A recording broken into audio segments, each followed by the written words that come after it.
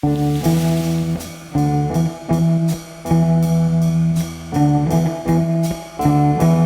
you for coming here today. I really appreciate it. So let's just talk and see how you're doing and what's going on with you. So why don't you tell us a little bit about yourself and how you got into music? Well, that's a hard question. I'm going through all my life. I just went right back there. Yeah. I really wanted to be a drummer, and that's what I did first. I kind of got into drumline and took that about as far as you can go. I was in drum corps, which played snare drum and really wanted to do that, and joined the Marines and started doing drums in the Marines. Moved to LA, hopefully to be a studio drummer is what I wanted to do. Yeah. But I ended up actually recording music while I was playing in bands. Someone was like, dude, you really can play a whole song with 3 chords? I know 3 chords, I know 2 chords, whatever. Yeah. So I started writing songs and stuff like that, and then making a record and got a label to put that out, which was really crazy, and got a publishing deal and stuff like that. So it really kind of was like, oh, I'm now a songwriter and singing in my band, So that was and that was when I was 35. I'm 40 now. Yeah. So it was kind of a late start for me, But yeah, that's kind of just how I got started. And then my life has just kind of been, being a 35 to 40-year-old guy trying to be in the music scene, for the first time. It's been interesting. Yeah, I've gotten into a lot of shit, for sure. Right. but I think it's really, it's kind of been the thing that's really kind of forced me to grow kind of as a person, just being around fucking drugs and alcohol and all this stuff, just so much of it, and trying to just fit in. Yeah, right. Finding your way and finding your place. Exactly. Where do I belong here? Do I care if I belong? Yeah, are you people really cool? Or am I really trying to impress you? Yeah. And then, kind of being okay, what really is going to make me happy? Yeah. Is it, because music stuff can, why do I make music? Yeah, kind of getting back to that. Yeah. Which is where I'm kind of at now. Yeah.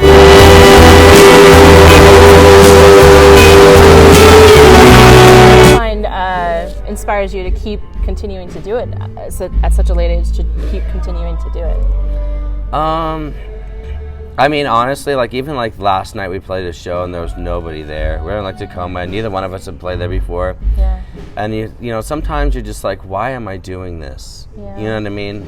And the hard part for me is when I start thinking about the reason that I'm doing it for outside reasons or for inner reasons. You know what I mean? I used to make music. When I was growing up, I had really bad nervous tics, and I just still do a little bit, but I was pretty socially awkward and shy because of that. I didn't want to be around people, and I found that when I would sit and play music, that would go away, and it would kind of be a soothing thing for me, and so it calms you. It would calm me down. And then I started when I started writing songs, and I realized that I can kind of express feelings, kind of vomit them out through a song. That became kind of therapeutic and inward looking, being oh, I said that. What does that mean? Yeah. And kind of reflecting on that. So that experience really is what really keeps me going, besides any external things my manager saying we have to release music or whatever it is. At the end of the day, I do keep doing music because it really is the way that I kind of relate to my life. Yeah. And kind of how I connect with myself.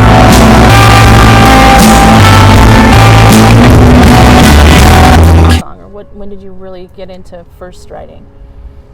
It was actually, I think, when I was in 8th grade in high school, I played in a Christian band with all these dudes that were seniors in high school, and so I was wow, I'm cool or whatever, and we'd go and play churches would pay us to go and play their youth retreats in Florida and stuff like that.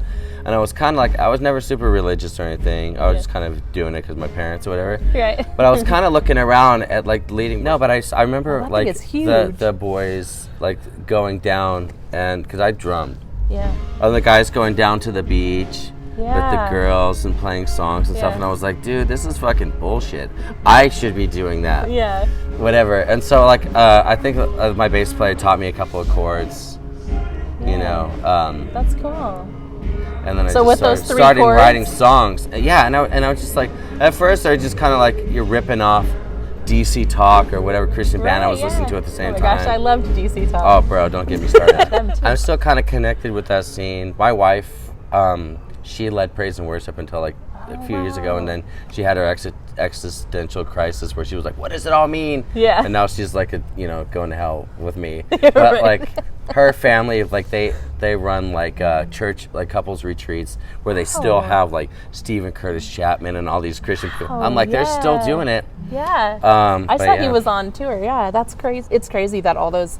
Yeah, that was kind of. I was in junior high when all. So yeah, that's kind of how I started it's writing crazy. songs. Yeah, they're amazing. Like I definitely could see the influence there because they have lots of good. If you go back to it now too, it's like this. They're good songs. Yeah, they really are. Yeah, I Down agree. with the DC. Yeah, that's my favorite album by far, for Which sure. one was that? Free at Last? Yeah, Free at Last. Totally. Yep. Let's see. Good. In the Light is like my jam. Oh yeah. I want to be In the light. You know what's funny is I thought when I moved to LA that experience, was really unique to me. I was like, wow, man, I had this crazy Christian background. And it's really like the pre-internet Christianity. Yeah. You know what I mean? It's like you're not listening to secular music because your parents aren't letting you, for sure. Right. But you can listen to the Christian bands that were coming out that literally were just emulating the secular music at the time. Like DC Talk sounded like Marky Mark in the 80s. And then in the 90s, they sounded like Boys to Men.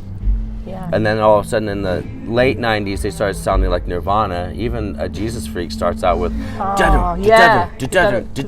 which is the same. It's like, but like if you're a Christian growing up pre-internet, you don't know who those bands are unless your parents allow you to listen to secular music, which mine Jesus didn't. Freak made me want to be a drummer.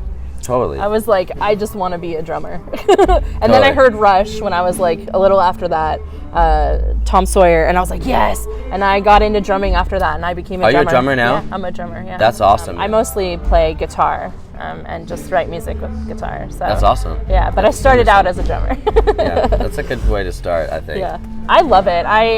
You'll find me, like, most people will find me in my car, like, drumming in my car, like, to any song I can go. Yeah, man, did you ever drive with your knee on the wheel and play on the steering Play on wheel? the steering wheel? It feels so good, except for people driving by you, they're just like, what are you doing? what's going on? You're just like, you're just rocking out, and like, you clearly don't have your hands on the wheel. Right. That's so funny. And I know I get all those looks all the time because people are like, why are you doing that? Do you even Like, really why know what aren't you're you? doing? Do you know how good a steering wheel feels? Exactly. Yeah, totally. I totally understand.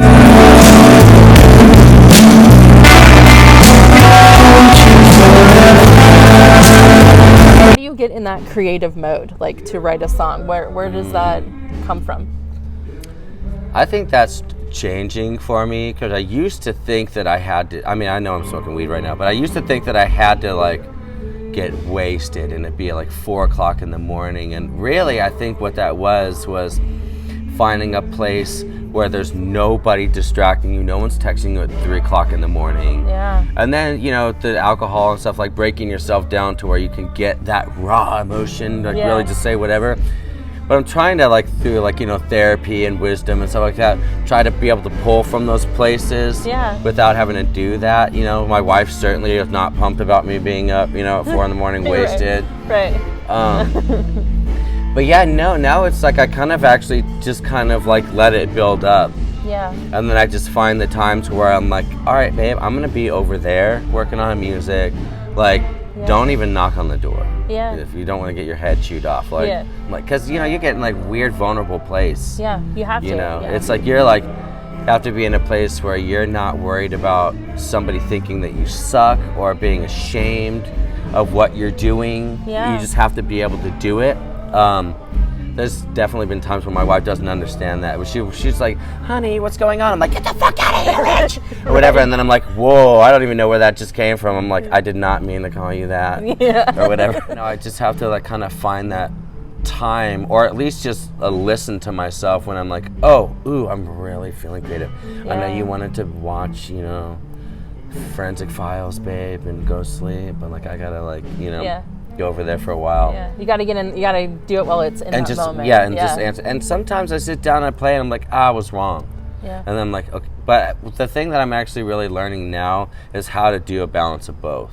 Yeah. Where, especially being in a marriage, it's like, that's a really hard thing to do, because it's like I want to be the creative artist, you know, whatever that my wife was attracted to, you know, but I also want to be a guy that's a good partner. Yeah, right. You know what I mean? So I have to be connected and have to spend that time. My wife's love language is definitely quality time, for sure. Yeah. So I'm just like, okay, I know if I want to do some music, I'm like, we'll make dinner. Yeah. And I'll just be like, talk to me, tell me everything. Let me tell you everything, and just whatever, and get it all out. I'm like, good. Are you satisfied? And she's like, yes. But see, that's good, because you that way she gives you the space you need too. Because I'm giving her her needs too, and she knows that. And we've equal. I mean, and the thing is that understanding came from a lot of fighting. Yeah. Where it's like, why won't you give me my space? And then, you know, really talking to her and be like, what needs aren't being met here, and how can we both be happy here? You know what I mean? So that's good. That's good that you figured out. Is it hard for her that you're a musician? She is also a super and a songwriter. Right. Okay. We're just very different. I thought maybe she was just behind the scenes doing all of that. She's a super talented songwriter. I actually produce her music and write all of her songs with her. Wow. That's awesome. And that's we kind of met. We had the same booking agency, and we were on the road together. Yeah. And I was like, oh, a musician, you'll get me. Yeah. I don't have to change. And then I realized that there's all kinds of different musicians, you know, and we're still, you know, straight man and a straight woman in a straight relationship, and there's complicated, you know, things with whatever, all relationships, I guess. Yeah. But, you know, specifically that one, I'm like, she's still just a chick, you know. Yeah. You're like, she's an artist, you know, I'm so bro, you know. Yeah. So we've had to kind of like figure that out. She doesn't relate to music the same way I do at all. Wow. You know. You listen? Are you two different genres of music? Like what you listen to? No, we're pretty. I mean, her stuff, her voice is a little more country. Oh, you know, a little bit. So we'll do like that 70s Laurel Canyon kind of thing with her, which is still very much an influence of mine. Yeah. So yeah, we really connect on a lot of stuff. That's cool. And we work together on all of our other jobs too. So we're like, we had to figure our shit out real fast, because it's not like we're doing separate things and then coming home and like we're literally every single thing we do in life is pretty connected. So to not kill each other, like we really, like we do therapy and like stuff like that. So. But you've made it work. So I think that's probably, you know, a positive success in that way, you know, to be able to make it get through it all, and all the years of making sure that it works with you to work together. Well, I mean, I'm 40. I mean, I've been divorced 2 times. This is my 3rd marriage. This is her first marriage. So I was also bringing a lot of shit, you know, like, and we've only been married for 2 years now. So it's been, first year was hard. Yeah. And then this last year has been just, as soon as we found out that we were pregnant, we were like, okay, either this is going to self-implode, we're going to like get divorced or whatever, or we can figure this out, you know, figure out where we keep, you know, the cycle, what the cycle is, and how to end that. And it's been like, you know, the last 9 or 8 months has been like really amazing, because we have taken that as a huge win. We're like, wow, we did that. We've seen we're trying to operate on a relationship level that is new to both of us, and it feels really great. That's awesome. You know? Yeah, that's great. I bet you that helps a lot too. Brings that stress level down, and brings it more vulnerable and better place for like you both as a musician too. Totally. Yeah. Because being a musician certainly requires it requires personal space. Yeah. You know. For sure. And like my worst nightmare, and I'm sure most people's worst nightmare, is that your partner secretly thinks that you suck. You know what I mean? Where it's like, because I mean, I'm telling you, man, totally I've had like some of Shreya's girlfriends, that's my wife, like some of her girlfriends are like dated in the music scene or whatever, and they're like, honestly, I don't really like my boyfriend's music. And that to me, I'm just like, I'd rather you say like you're bad in bed than you don't like my music. Because at least I'm like, well, am I though? Come on. Or whatever. I mean, we're having a kid. Come on. Come on. No. Or whatever. I mean, but it's that kind of like fear and vulnerability to really your partner. Well, because music is personal. It's so personal. Yeah, and it's I would be the same. I totally would be the same. I feel like that would be more hurtful than if somebody's like, oh, you suck in bed. I'm like, all right, next time. It's like, whatever. That you I can learn. In bed. Yeah, right. You know, or whatever. But yeah, someone's saying they don't like your music. That's not even like an objective thing. That's completely subjective. Yeah. You know what I mean? Like it's like, oh, you don't like my music. You know, that's really crazy. So I mean, and you know, that's. Do you find it's hard to take criticism because of that? Like people online, and you know, with social media being, everybody can just say what they want. Yeah, I don't care about people saying that my music sucks. I've heard people say that, and I'm like, I don't fucking care about you. Yeah. Like, whatever. Where's your fucking songs? Play me your music. Yeah. And not that the thing is like you can't even really compare. I mean, I remember a time when I used to I'd drive around, listen to John Mayer, Room for Squares when that shit came out, and like nonstop. And now I'm like, what the fuck? You know, why was I listening to that or whatever? And it's like music is really just kind of relates to you wherever you are. Yeah, wherever you are in life. So it's like, if you don't like my music now, like whatever. I used to not like the fucking Rolling Stones. You know, like now I love them. You know, it's like, it's cool. I think it has to be like in the time that you're in and the experiences that you're in. What being a musician, I think those things tend to speak to you, right? Wherever you're at, because you're more emotional as a musician. You kind of have to be. Totally. And so whatever you're hearing or whatever your favorite music is or whatever, I think at that time, I think that's what, that's how I understand it, is that it's, it's whatever speaks to you at that moment in time. Yeah. It's weird too. My relationship with what I like too has also changed the deeper I've gotten into making music too. It kind of sucks because you're like, I remember listening to like Radiohead or whatever and be like, what is this? This is amazing. Now I'm just listening. I'm like, oh, that snare. Yeah, right. Or you know what I mean? That's what ruins a lot of songs for me. I'll do, like my wife and I were listening to John Mayer on the way to Seattle because it was hilarious. Yeah. She was driving. I was like, whatever you want. Okay. Yeah. So we put it on to see if it would stand up, and I was like, what's not working for me here is the production. Yeah. Like their drums sound so cheesy or whatever, and now I'm just like, oh, I want to hear, a weird, something different, that's not just like right up the middle, and so that's kind of like ruined a lot.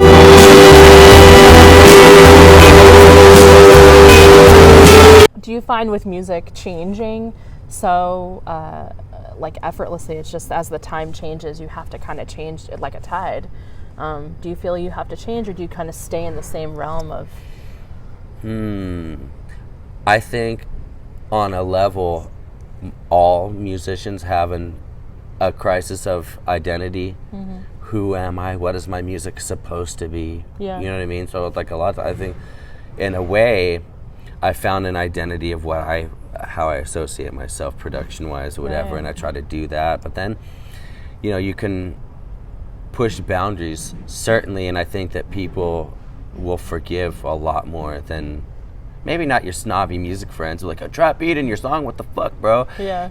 But like a general listener, like when I remember back to when I was not playing music and I was just a listener, which was like in college. Yeah.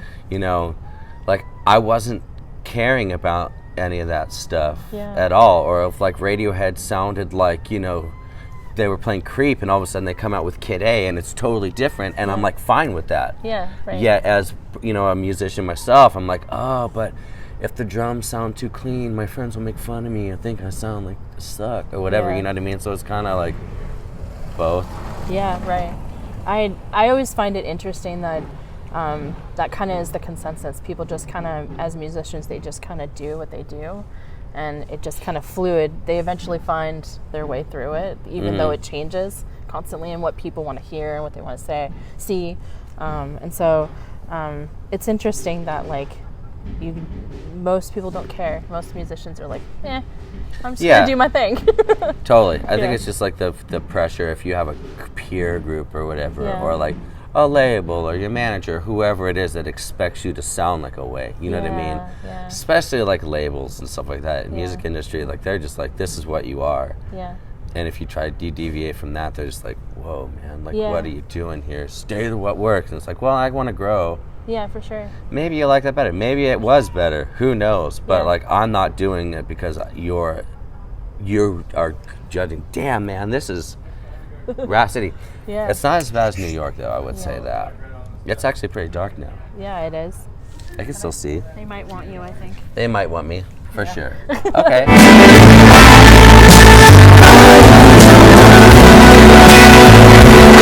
You're gonna cut it, right? Yeah. Or you can leave this in, whatever. What's up, people?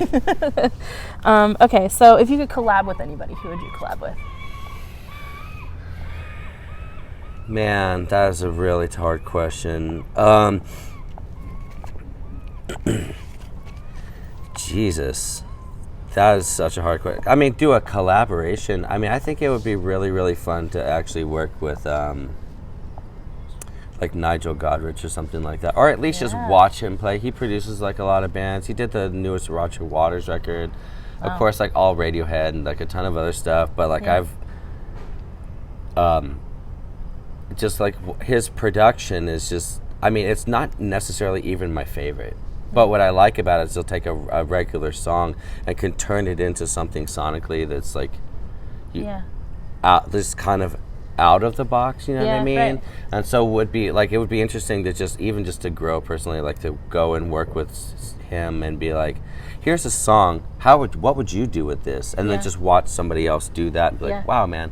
Because I mean, I collaborate. One of my favorite things is actually to do co-writes and work with other artists. And really, I steal something from someone every time I go into a writing session. I'm like, whatever you're doing, you only use that one mic, or you can record that. Yeah. Like that works, you know. And then it's like, right. Thank you. You know, so you're like a plethora of a bunch of different people. Well, yeah, I mean, it's like, especially with like production or like somebody doing something where like, I didn't like, I remember when somebody sang, they're like, oh yeah, I'm going to sing a verse, and it was one note. It was just like, da, ba, da, da, da, da, da, da, da. And then in the chorus, they opened up the note, and I was like, wow, that's so genius. Like,